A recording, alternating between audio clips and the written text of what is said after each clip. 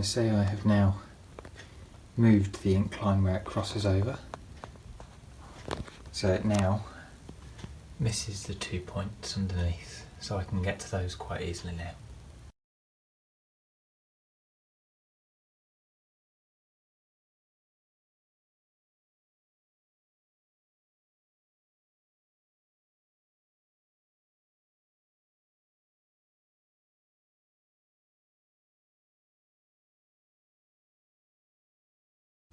I've also put some track along the top of the incline just to see what it looks like,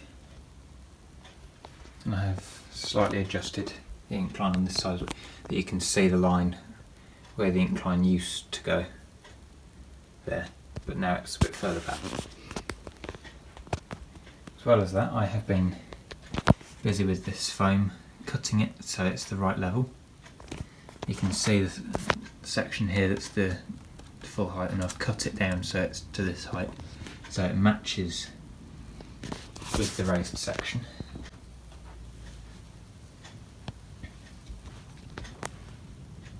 This bit here still needs to be cut properly to size, and there's going to be another bit that goes here.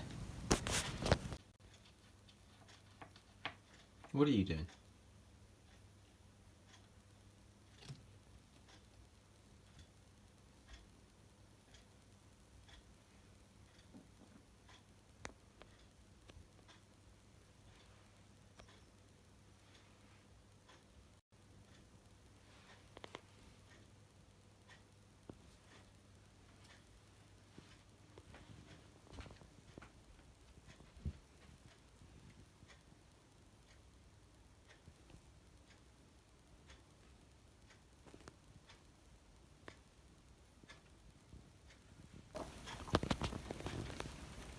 So the bridge that goes across here is going to be a scratch build.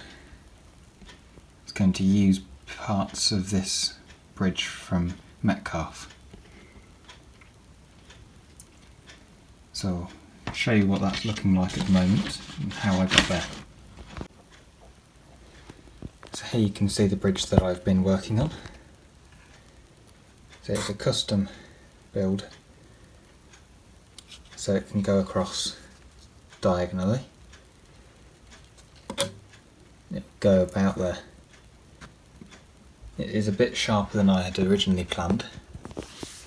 That I was aiming for it to go between the two bits of foam, not too sharply. But with how it's gone, it has gone a bit sharper, but it's not too bad as this piece of, that's a piece of third radius track, so it's sharper than I'd have wanted it, but it still works for how it's going to be. So I just need to rearrange where the incline goes. Ironically, it's probably going to go back where the line was. So me rearranging it, it's going to end up going back how it was. So the main part of the bridge was the double track former that they use in the Metcalfe kit.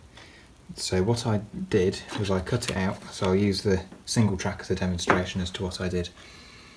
I cut these two sections off completely, and then I cut along here to then separate this middle section out, which was not wide enough for what I wanted. So those are probably going to be used to something else. But so then what I got was some more cardboard, a grey board. And as you can see, I used the same height to then make the longer version.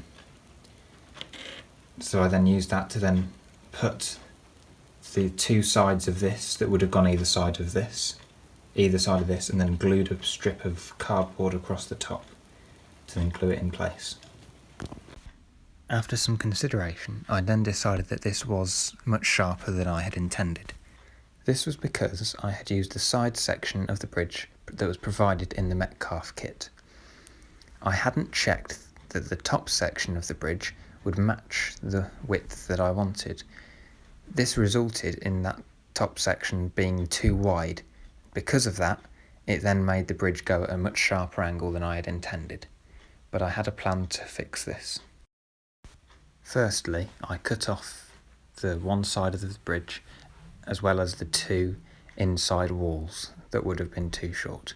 While doing this, one side of the face of the bridge received some damage, so I glued it to a bit of grey board to make it 1mm thicker, so it would be a bit sturdier and I wouldn't have to replace it. I then made some new inside walls for the bridge that were slightly wider. After checking that these new wall sections fitted by just slotting them in, I removed them and then cut the inside of the bridge entrance to make sure it was at the correct angle. I then permanently glued the new inside walls into place, making sure that they met at the edges where I wanted them to, so there was a little bit of a gap where the glue could hold it together.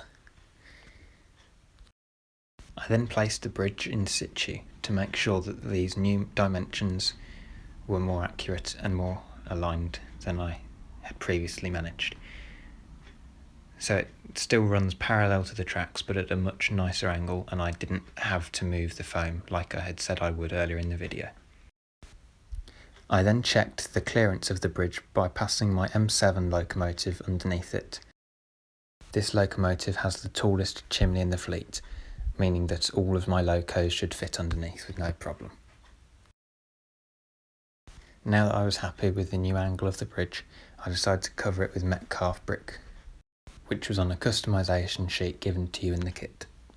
I was able to join the two pieces quite nicely in the bridge entrance, and the seam is barely noticeable. As well as this, I had also purchased a girder bridge on eBay. This is 3D printed and will go across the main tracks leading up to the branch line station.